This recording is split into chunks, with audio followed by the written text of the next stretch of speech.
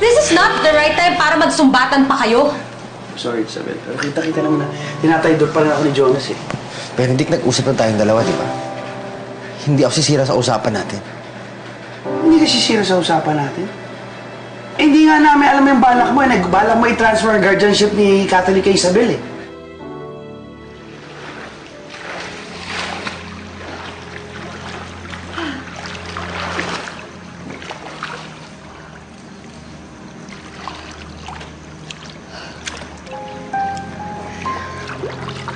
Himala! Bigla ka yatang naligo dyan sa pool. Ngayon lang kasi ako nakatikim ng tubig. Sa kulungan kasi, halos takali yung tubig na pinanliligo namin.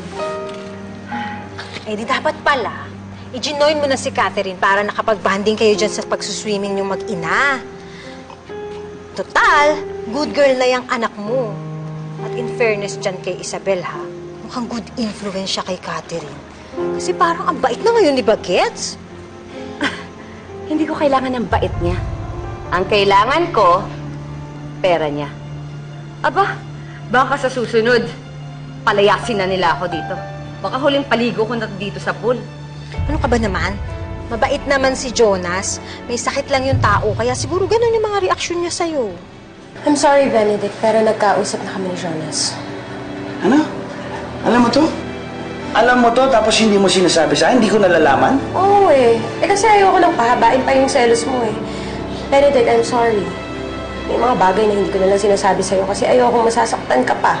Dahil importante ka sa akin. Ay, sabi ko, importante ako sa'yo. Dapat nalalaman ko lahat.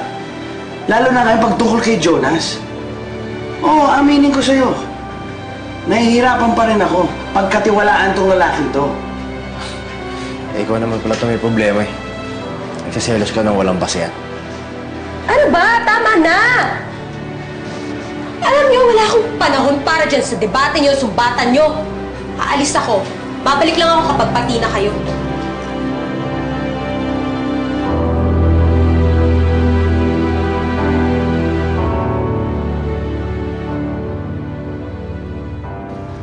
Kaya nga sabihin mo na kay attorney na asikasuhin niya ng mabuti.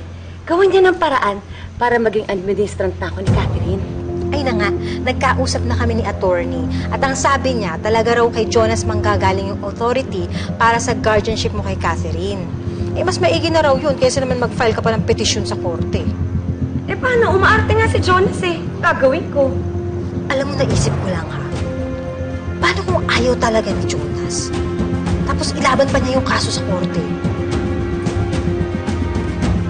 Eh, di mapipilitan akong tuluyan na lang siya. Tuluyan? O dapat pakasalan mo na? Basta kailangan manigurado na sa akin lang mapupunta ang lahat ng kayamanang ipamamana ni Mama kay Kat.